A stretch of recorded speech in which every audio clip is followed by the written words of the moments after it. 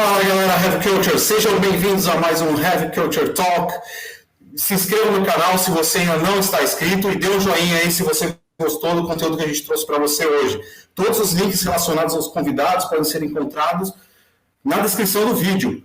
Para o talk de hoje, nós temos um convidado especial, Saulo Xakol, baixista da banda Noturno. Fala aí, Saulo, tudo bem? Beleza, tudo certo. E nós dois hoje vamos conversar com o líder e fundador da banda dinamarquesa, Hoje, que recentemente lançou um novo álbum, Dystopia Part 2, André Andersen.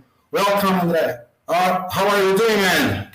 Thank you. I'm doing very well. Thank you. How are you doing? I'm fine, man. Great too, thanks. So let's start. Yeah. So let's start from the beginning of your life and your career. Take us back to your childhood at the beginning of your story. I read that you were born in Moscow and that you have mixed Danish and royal blood.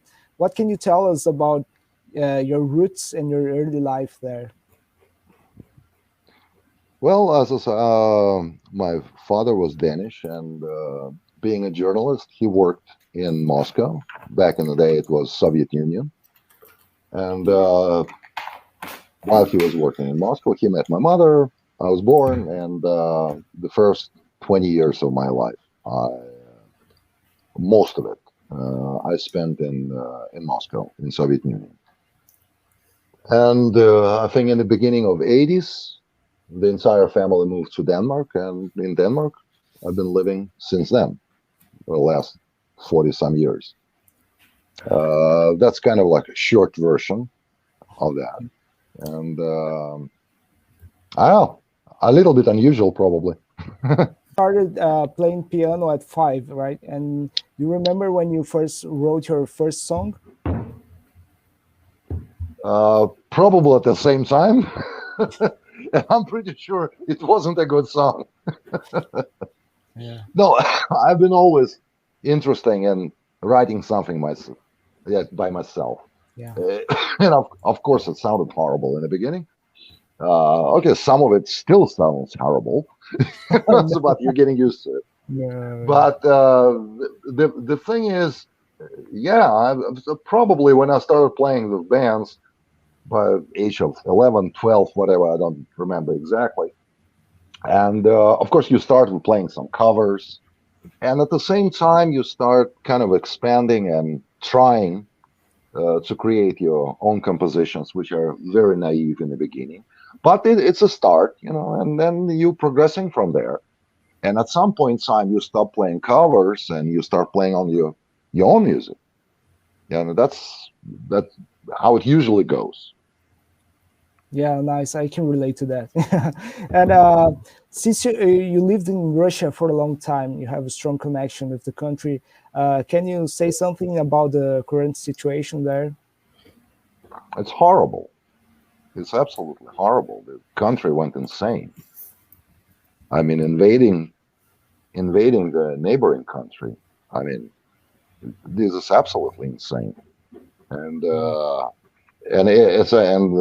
weirdest part of it is, when I started writing stuff for Dystopia, where all of this stuff, that immediately while we started with Dystopia Part 1, then the COVID happened, so you have the pandemic first, and then the war starts, Yes. So I've been busy for the last 3 years explaining to people it's not my fault. I didn't plan it. Yeah. I just wanted to make a record. That's all I wanted. But it happens as it happens. So everything starts happening at the same time. Yes, and and obviously you Russian. You lived in Russia and you live in Denmark, so you speak Russian and Danish and English, of course. Do you speak any other language? Have you ever thought about writing songs in other languages? No. It's kind of it's kind of a standard. If you're playing like rock music, you're singing in English. With very few exceptions. So basically, I stuck with English for writing lyrics. Yeah. Okay. And can you take us a little through the process of writing and producing your songs? Yeah, it's more or less stayed the same the last many years. I mean, the only thing which is a little bit maybe is a little bit different, as I understood, because I know a lot of musicians, and a lot of times they're writing the music first, and then they're writing the lyrics for it, Yeah. and it's a little bit different. Uh, I kind of write at the same time, kind of, Hmm. because it's very hard for me to write music without having an idea which kind of atmosphere, what kind of a story I'm selling. It's kind of hard because it will turn into an instrumental, which sometimes it does.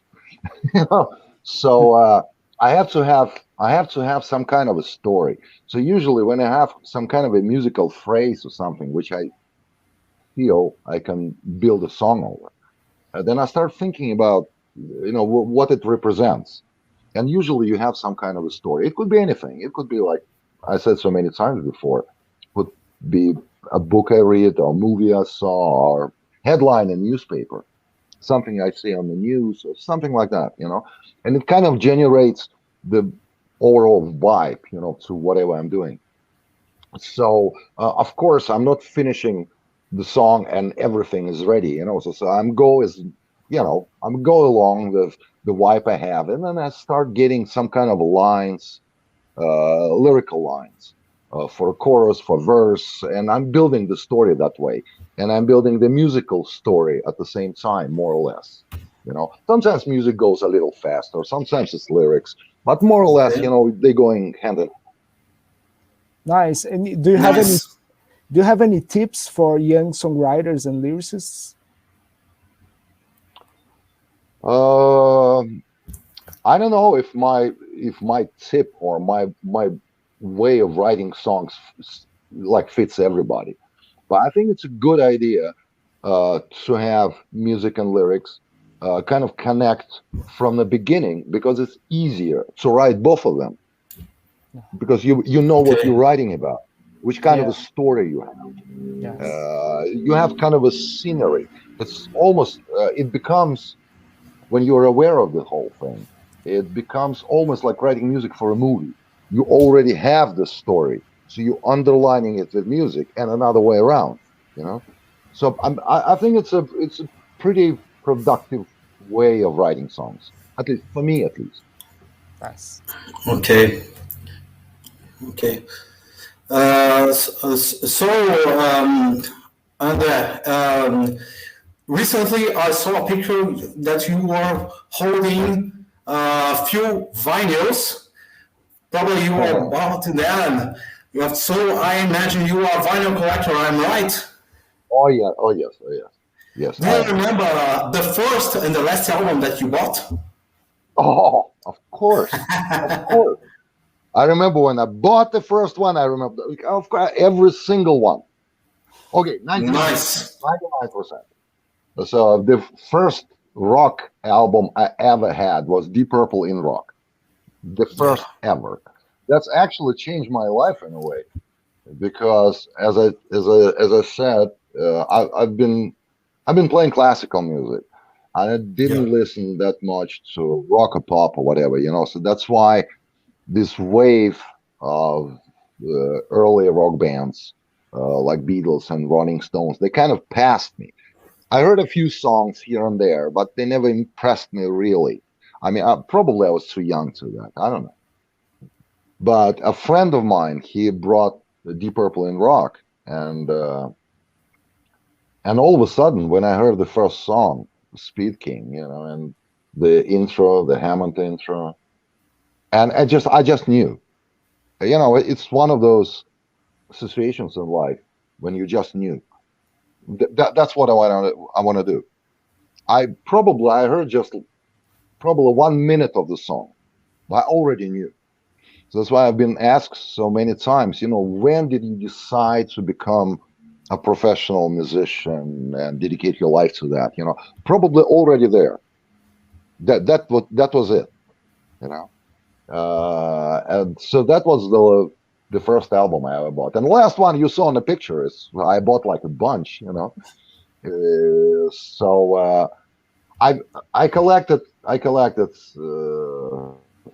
wouldn't even call it collecting. I mean, it was collecting LPs today is a little bit different. Back in the day, that was the only thing you could have. That was it. That was the media, right? So I was just listening to music. I never thought about it as collecting something. People are collecting stamps and shit like that. So I was just listening to music, right?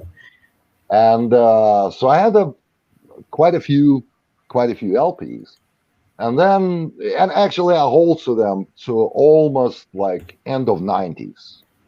Hold on to them, but then all of a sudden you couldn't buy them anymore. So everything was on CDs, so I had to switch. So of course I have a bunch of CDs, and too many CDs. And I kind of forgot about vinyls for a while. And a few years back, by accident, I was one of these electronic shops. I was just like looking around. I was thinking about getting new speakers and stuff like that. And then I saw the record player. So I said, you know what? I'll buy one. I guess it was on sale or something. It was just like one of these impulses you'll have, so I'll buy one. So I got one, and I haven't used it. I just like put it there with all the amplifiers and CD players I have. I just like put it there, and it was sitting there for like probably like half a year. I didn't touch it. I just had it, And then one day I was sitting in the evening, and so start thinking about some older album I had on vinyl. So I should probably listen to it. So I pick it up, put it on, and never look back. And that was it. And then vinyl for me, it started all over again, because I just realized it's psychological. There's a huge difference how I'm listening to vinyls and I'm listening to CDs. For example, if I'm listening to a CD, and let's say my phone rings, I'll stop, I'll pause the CD, I'll pick up the phone and continue the CD later on. I don't do that with vinyl. I'll wait until the entire side is over. Then I'll take a look who was calling. And if it was important, I call back. If not, I'll turn the album, and listen to the other side. It's something different. It's psychological. And I know I've been working in studios for over 30 years, so I know, technically speaking, CDs are better. I mean, dynamically, range-wise, they're better. But LP sounds better, or our appreciation of music from LP is different. It's better. You have some different kind of connections to it. So that's why it's very hard to me to understand people who don't have even CDs, not even LP CDs, and they just like listen on Spotify, whatever it is. I understand it's convenient, but you have no relationship to this little file. You just push the button, it plays, and it's weird. I have some kind of feeling towards the stuff I have, because I remember where I bought it. When I remember I was much younger. I was sitting in a bus, driving home with a couple of albums, because that's all I could afford at the time. And I was reading lyrics, I was reading credits, I was reading everything, waiting, couldn't wait to get home and play it for the first time. It was a completely different thing. And as a friend of mine, he said, why people are very picky right now, with music. If they listen to the song, if they don't like the song, they skip it and listen to another one. And back in the day, if you bought, let's say, Rainbow, Rainbow album, whatever it was, like Long Live Rock and Roll, something like that. In it was just one song on the album you didn't like. For some reason. You listen to it so many times, you start liking it. It's a difficult. This is example is very difficult. It's a masterpiece. You will never skip it. You'll listen. Sure. And it's just completely different kind of appreciation of music, And so that's why for the last 8-10 years or something like that, I'm back on vinyls big time. Nice, very nice. I understood well your feelings because it's very related with my connection with music. And when I had the chance to talk to you, I remember when I bought Moving Target and I was 30 years, when I had 13, and I remember, whoa, Moving Target, yeah. So it's the same thing that you have a connection with the art, and it's that. Course. I remember when we did the debut album, The Land of Broken Hearts, and I remember when we did it finally, you know, of course everybody was so excited. It's your first CD you're holding in your hand, you know, like officially it's out, you know. And yet there was like a little bit of sadness involved because we couldn't put it on vinyl because like in 91, 92, I mean, there's no way you can put it on vinyl, you know. And then finally, like a bunch of years ago, we got in touch with this company, Night of Vinyl Death, Italian company, and they started putting the entire back catalog out, you know. I was so happy, you know. So finally, all of these albums, I can have them on vinyl, you know. So I started listening to my own stuff, which I never do, because it was vinyl. Yeah. Because I can't listen to Royal Hunt music. I mean, it's almost like physically impossible for me because I can enjoy it. I mean, so the only thing I can hear is all the mistakes and stuff like that, you know. So I can enjoy it, you know. So everybody else can. At least that's a good thing. So I'm listening to Royal Hunt music only when we have some people over, some guests or some other guys from a band that say, "Oh, play this song, play that song," you know. So I can enjoy it. I'm just listening. Oh, Jesus, why did I do that? You know, and I can only hear mistakes, you know. So I never listen. Yeah. I kind of collect CDs, but not that much. But I mostly collect Royal Hunt CDs, but I don't even take them off the plastic anymore. I just buy and leave it there, right here. And I saw there's one specific guy who was like buying vinyls from us from website, and I noticed his name, a little bit unusual name, and he was buying 2 albums, 2 vinyls every single time. And I didn't realize that. And then I saw he did like a little video. So actually, one of them was just like sitting there, you know, in cellophane, you know, covered, in storage. And another one he was playing. I did that. You know, I did that with Dystopia Part 1 because I wanted to have one on plastic, and the bonus CD was not available anywhere else. So if I wanted to listen to the bonus album, I have to buy another one to take it off the plastic and listen. Oh God, yeah, I see. That's nice.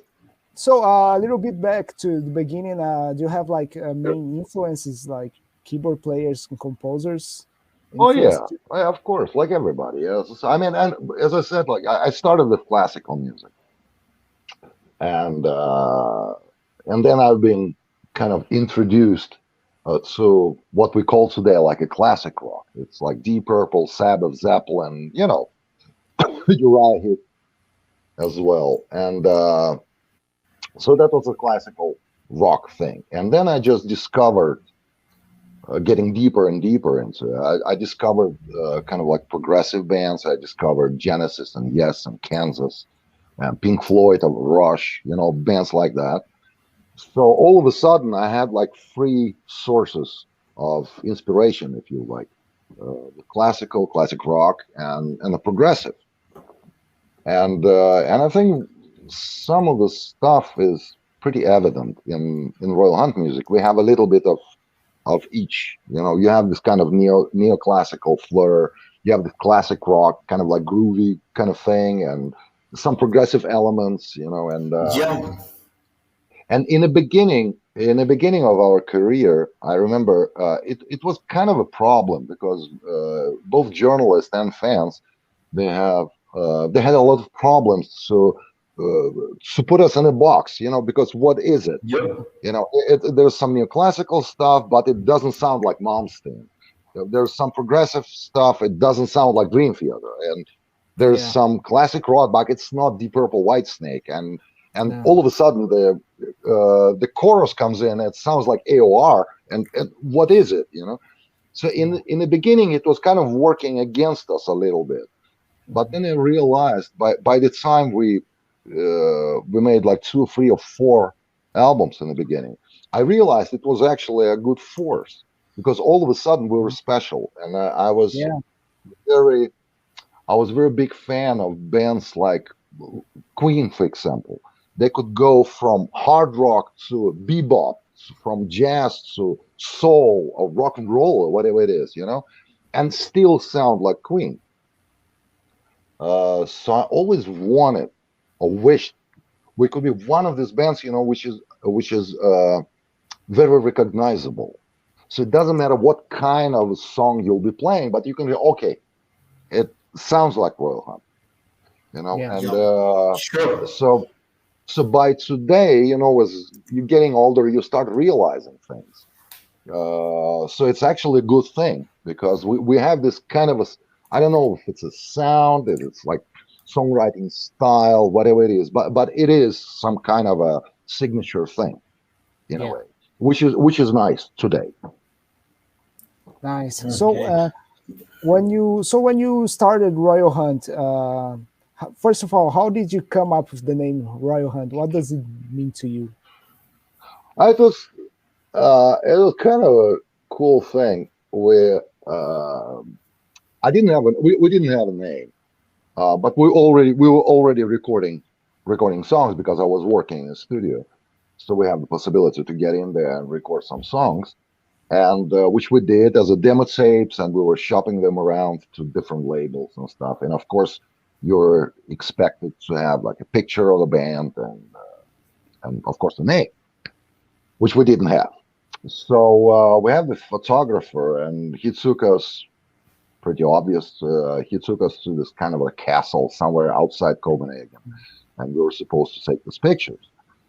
And I saw this huge painting on the wall. It was probably like, I don't know, like 10 meters by 5. I mean, huge one with these goblins, you know.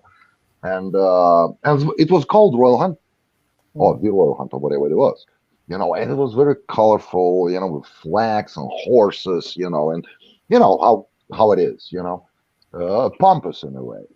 And I was always thinking about like bands like Queen and stuff like that. It kind of like a little bit of elevated kind of a name, Nice. you know. So yeah, so I saw this Royal Hunt thing, so I suggested to the guys, and nobody liked it, not one, nobody. Oh no, it's horrible, man. It's horrible.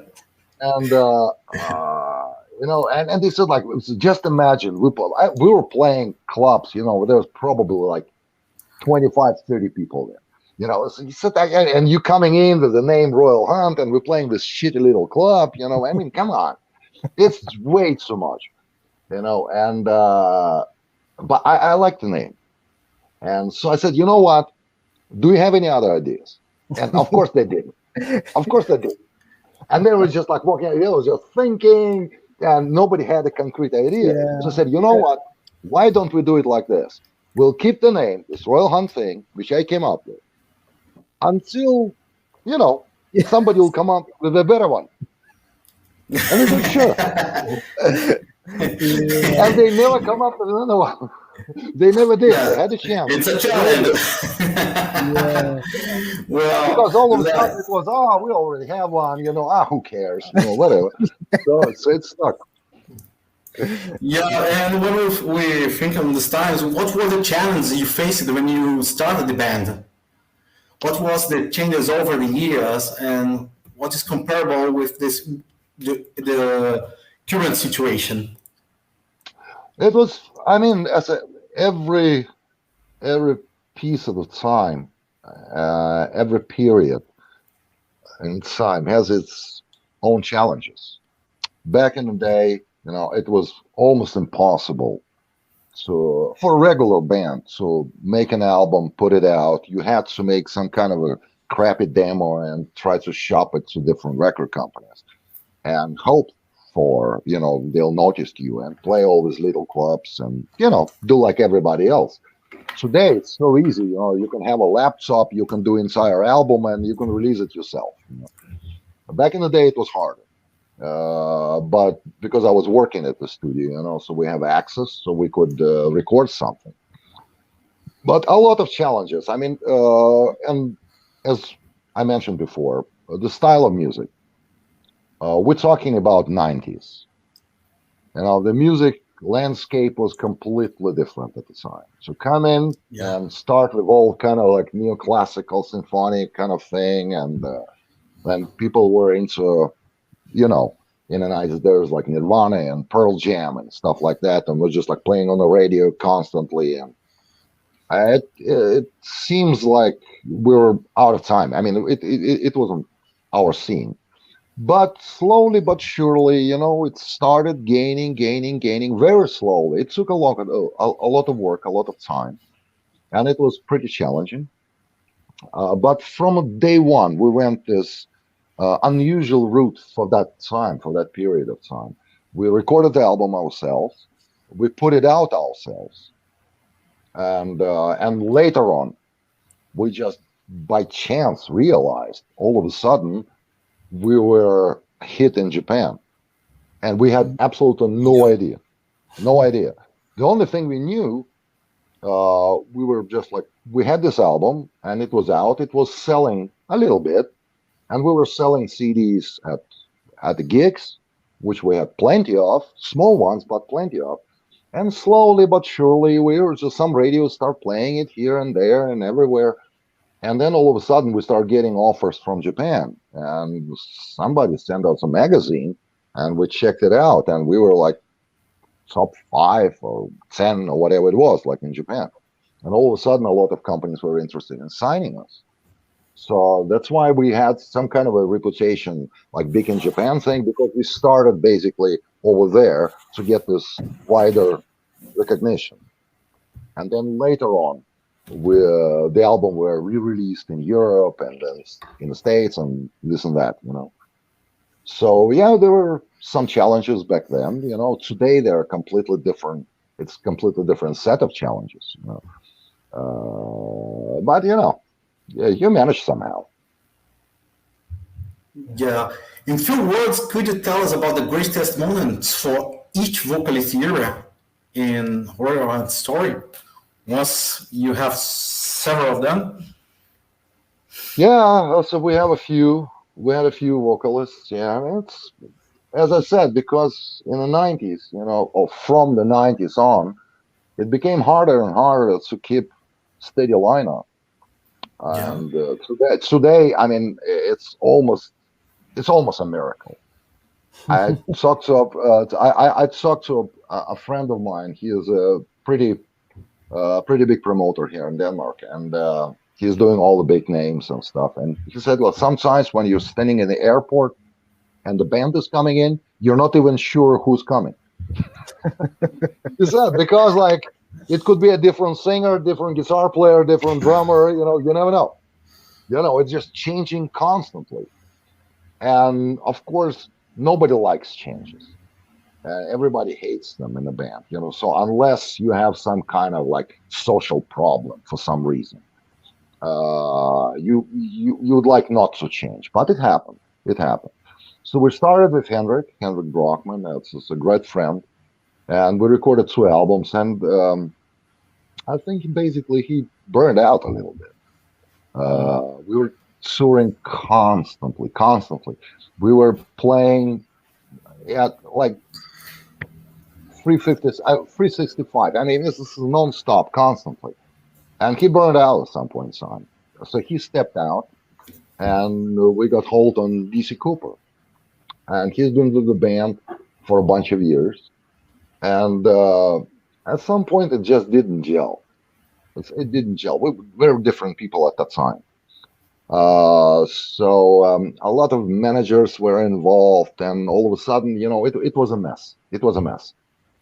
Then we had a very, I would say, productive period of time with John West, another great singer. I mean, we were blessed with great singers all the way. Yes, that's true. With John, he stayed with the band for, I think, like 8 or 9 years or something like that. Yep. Then he kind of wanted to go back a little bit, as he explained it to me, and be a little bit more local in a way, to do more in America, because he was traveling all the time to Europe, and he wanted to stay home a little bit more and spend a little bit more time with his family, which was absolutely understandable.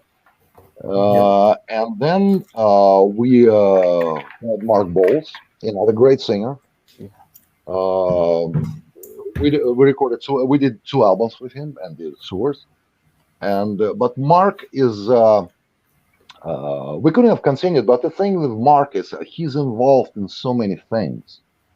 He was with Uli Roth at the time, and then all of a sudden he is this Las Vegas kind of a musical thing like Rock Vault, and then he is playing with Dawkins and stuff like that. I mean, he's pretty busy.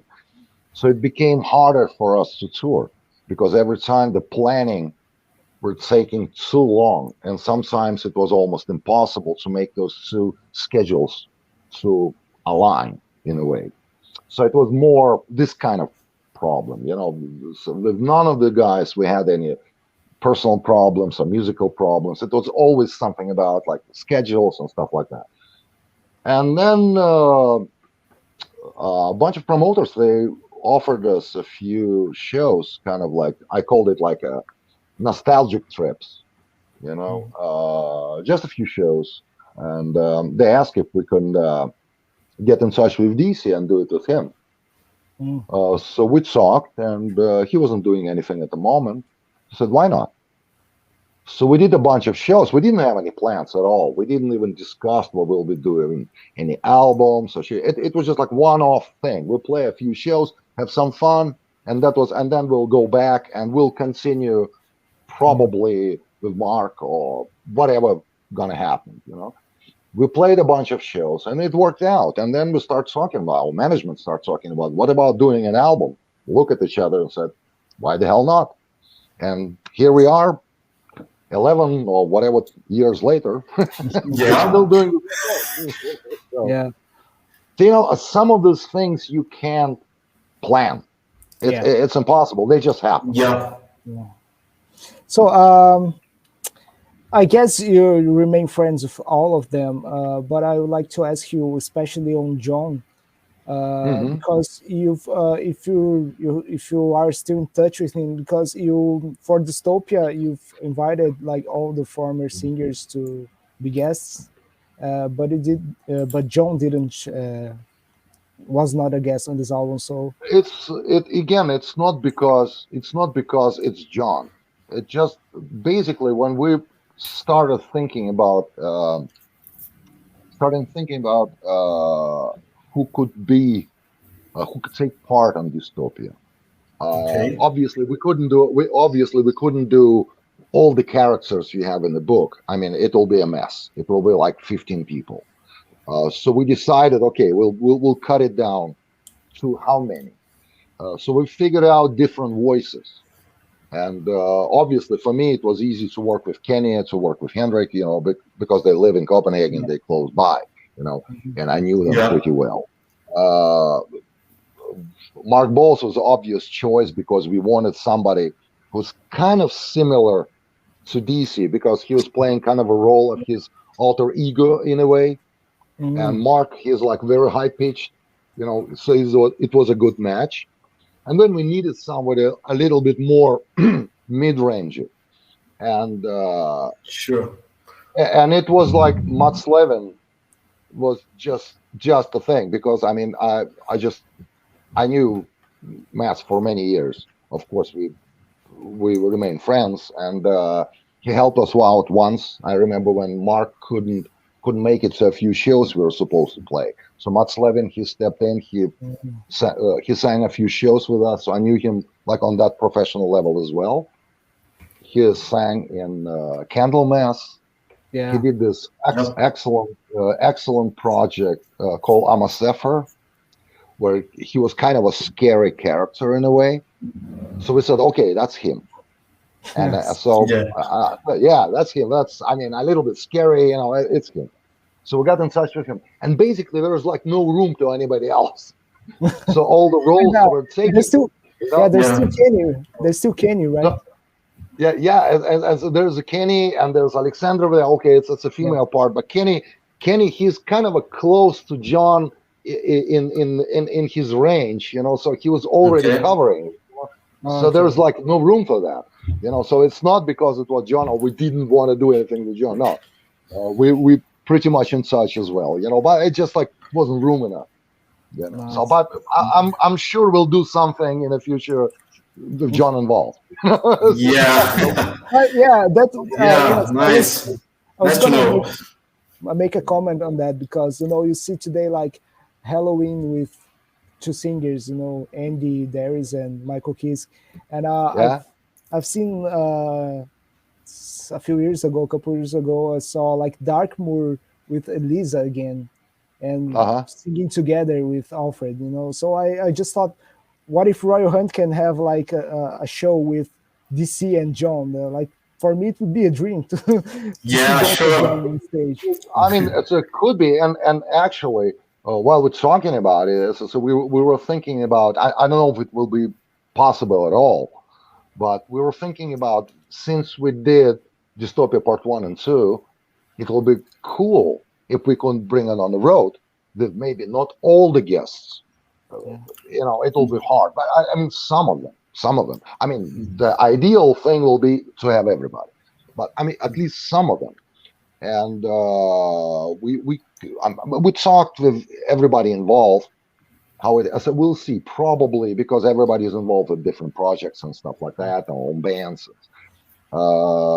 Maybe we could do a couple of weeks, with this kind of setup, with playing both dystopias, with everybody involved. Then it might be room or idea to bring John in if maybe some of the other guys couldn't be there for some reason, or do something like that.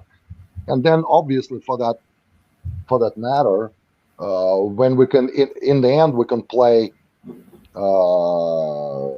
we can play some songs from some songs which we did with John back in the day, because usually if you play a couple of like two dystopias, in the end everybody will want a few songs on top of it, like encores, So we can play a couple of songs with him involved. So we'll see. I mean, I don't know how possible it will be, but we're looking into it. Nice. André, regarding Dystopia, the project as a whole, mainly happened during the pandemic. Could you tell us about the experience and challenge of creating, recording, and producing an album in this kind of situation? It was a bit challenging because obviously because of the pandemic, and we like to record when everybody is in the room. Not necessarily all 5 people at the same time, but most of us. I'm not a big fan of this distant recording through the internet. I think something's gone missing. So when we started, but we were actually lucky in a way, but when we recorded kind of skeletons for Part 1, it was before the pandemic. So we were playing some festival, I think it was in summer 2019. And on the way back, DC, he spent about like week and a half here in Copenhagen. So we recorded all his vocals, working together, like in the same studio. So that was nice. But then the pandemic happened. So obviously Mark Bowles and Mats Levin, they were doing it through internet, but it worked. It was nice. But most of the album, like 80% of the album, was recorded in the same studio with the guys. And then the second one started. We could do the same thing because, like musicians-wise, me and Jonas, we live in Copenhagen, and bass player and drummer like Habo and Passmark, we're living in Stockholm. So restrictions were lifted pretty early, so they can come over, and we can record still in the same studio. The only problem was with DC because he wasn't allowed to fly to Denmark at the time. And then finally, I think it was like in the early spring, all the restrictions were lifted, so he can come over to Copenhagen. So we can record it here. At the same time, we could shoot the video and do some promo shoots and this and that, whatever you're doing. So we were very lucky in that retrospect, so we kind of like worked around it, this pandemic thing, because otherwise, it could have been even harder, but it worked. And when we did the first one, we already knew the book was the Fahrenheit 451. The book was too big to fit on one album. We knew that from the beginning. But because of the pandemic and stuff like that, when we were done with the first part, we just realized we couldn't tour. So we said, you know what? Instead of just like sitting doing nothing, because we never knew when the pandemic will end and restrictions will be lifted. So we started doing the second part. We could as well, use the time on that. So that's how it happened, basically. Regarding the two parts, what are the main differences between part one and part two? It's just split regarding the whole story of the novel, or there is any kind of difference behind the music of Royal Hunt? No, I don't think, as I said, in Royal Hunt,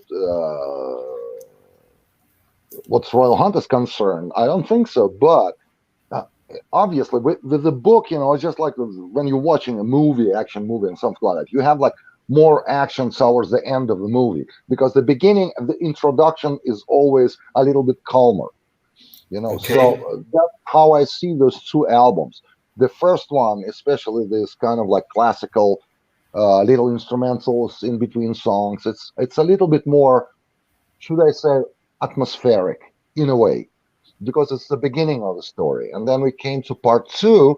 There's more action there, even in the script of the book. So it's a little tougher. It's a little bit rockier. The guitar is a little bit more aggressive in a way. It's kind of like natural thing. If you're following the story, it changes from being this atmospheric in a way to being a little bit more, aggressive towards the end.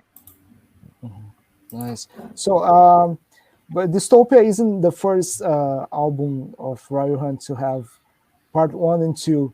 That happened before with Paradox. But Dystopia is something planned. You knew you would have part 1 and 2. Did that happen with Paradox, or you decided when did you decide to do Paradox part 2, and how does it relate to Paradox part 1? I mean, it was continuation of the story as well, but it wasn't as much related, obviously, as Dystopia Part 1 and 2. It's separated. As on Paradox, I was kind of like toying the idea, that Jesus kind of died for our sins, if you're going by biblical story, like story of the Bible, and what did he achieve? And we just realizing by the end of the album, it's not much, right?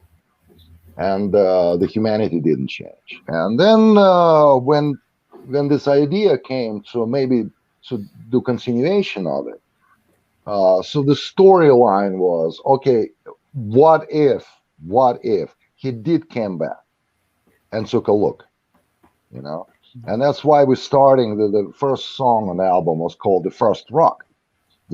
Because the problem, a lot of the problems humanity have,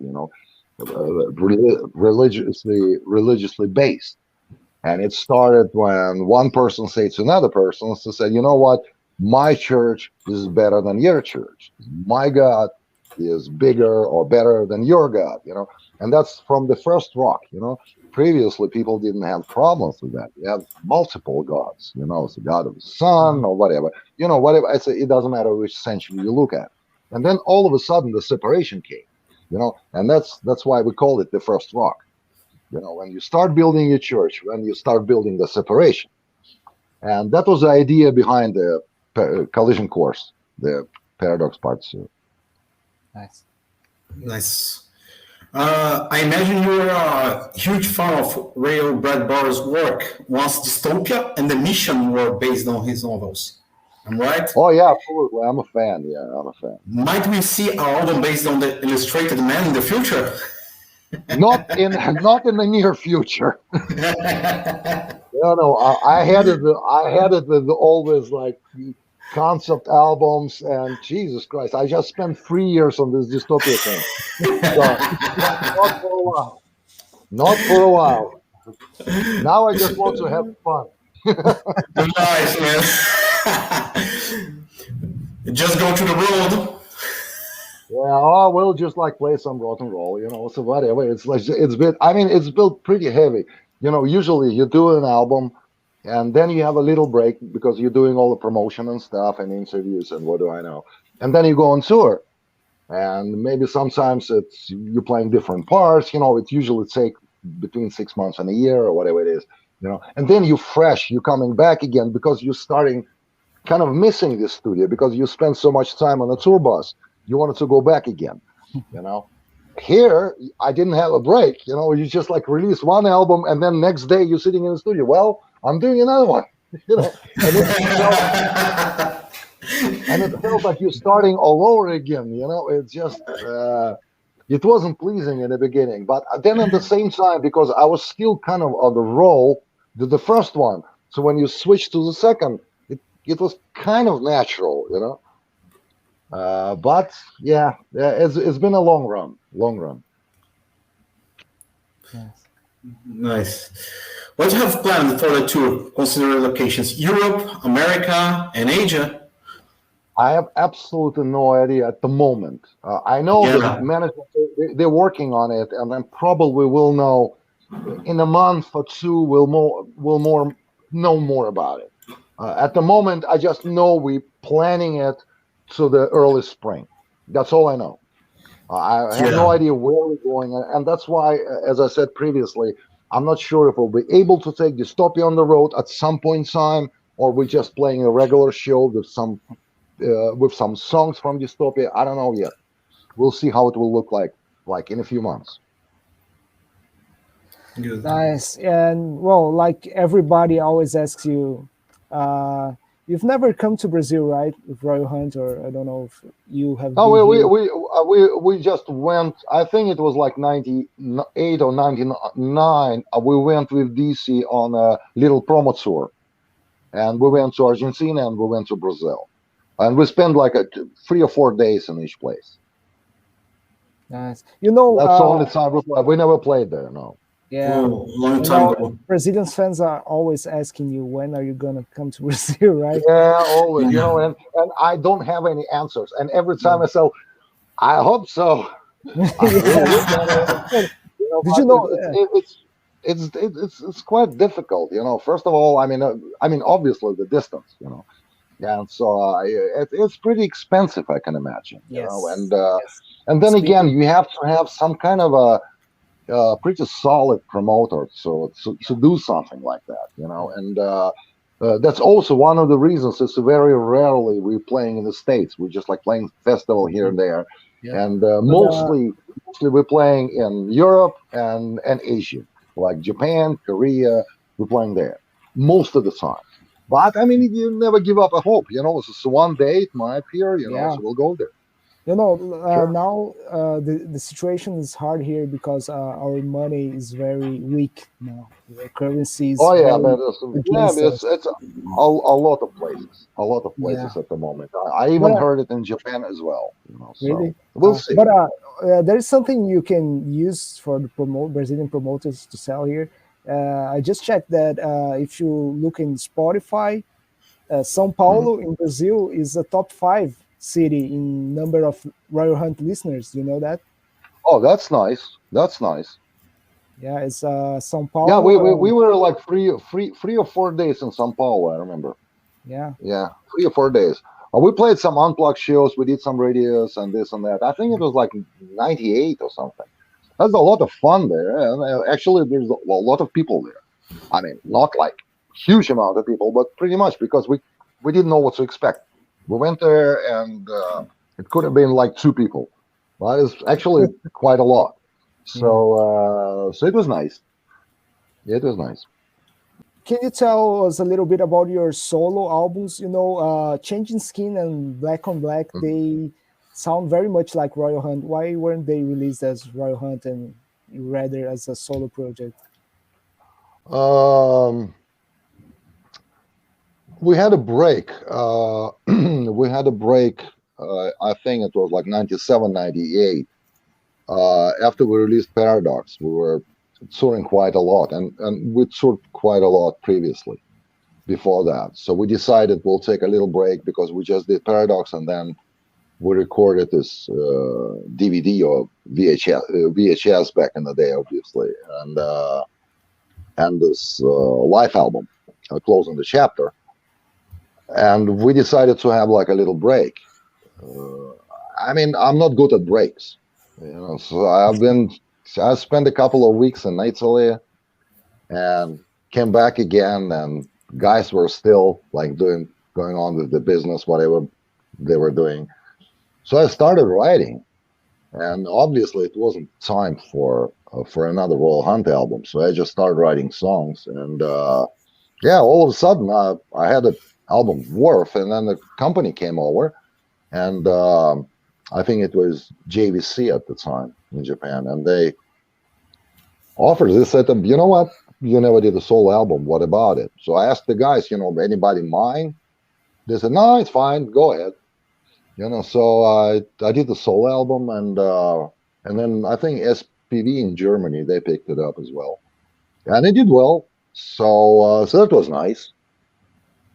And then again, I had a long break with all the solo activities, and I think I did the second one, Black on Black. I think I don't remember when it was, like 2001, I think 2001.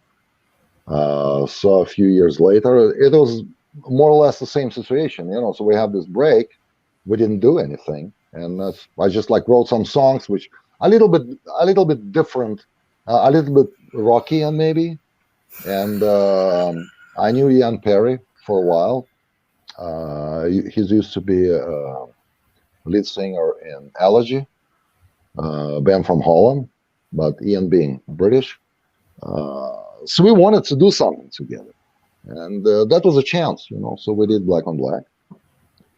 So that's basically it, and I never really had time to go back to these solo activities.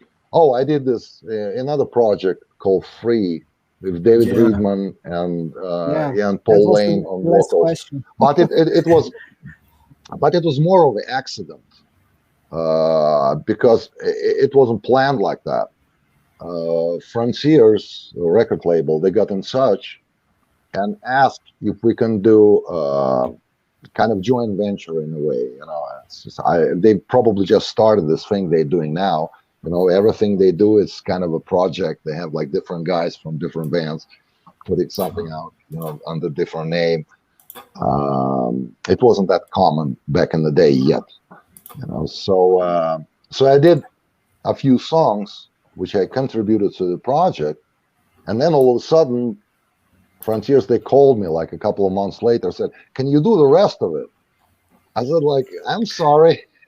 We kind of planned, a few songs, not the entire album." Says, it didn't work, and blah, blah, blah, this guy and that guy. Can you just keep on writing? So, okay, fine. So I did that, So it was absolutely not planned in any way. But it was fun. I mean, it was fun anyway. So, and since then, I didn't do much of that, because Royal Hunt actually preoccupied all my time. So it just occurred to me a last question here.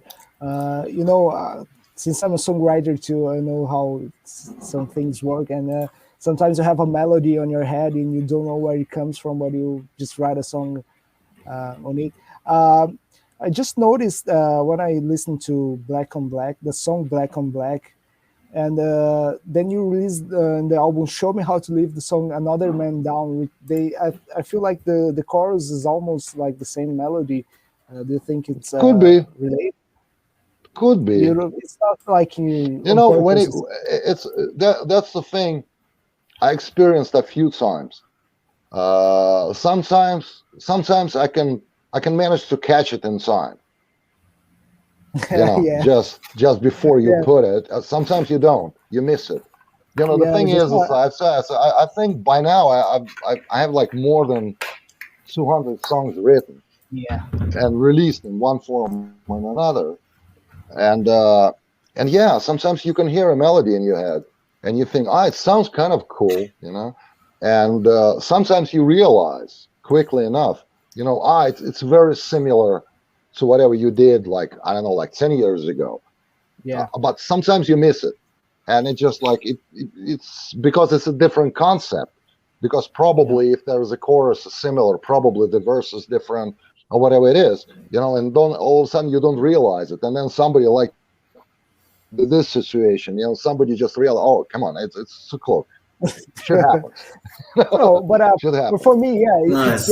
if it's your own song, it's no problem. right. If you're not copying someone else's song, it's okay. It's just it happens, It was very funny, as Angus Young from AC/DC, he said, like, so everybody is bitching about us writing the same album over and over again. Now we're writing the same song over and over. That's true. Yeah. That's pretty funny. So the time is running, and André, we are finishing here, okay? Yeah, And, all right, but thank you very much. I would like to thank you very much for the opportunity to talk to you, man. It's a pleasure having you here in Heavy Culture. And if you have any final words for your fans? Yeah. All right. So what? A message to fans. First of all, of course, you're supposed to enjoy Dystopia 1 and 2. I spent 3 years recording it, so you're supposed to enjoy it. It's a great album. I enjoy it. Yeah, and enjoy them both. I really hope so. And I keep saying it, but I hope one day we'll be able to go to, and in South America in general. That'll be nice for us, And so I really hope for, and cross my fingers. Maybe I'll see you one day. Yeah, we hope that too. E é isso aí, galera. E terminamos aí a entrevista aí com o André Andersen hoje, né? Um abraço aí do Heavy Culture. Saulo, muito obrigado aí pela participação também. Um abraço aí do Heavy Culture. Obrigado pelo convite aí. E é isso aí. Se precisar, estamos à disposição. É isso aí, cara. Falou, muito obrigado, pessoal. Thank you very much. Tchau, tchau. Bye. Ciao, Bye. Thank you.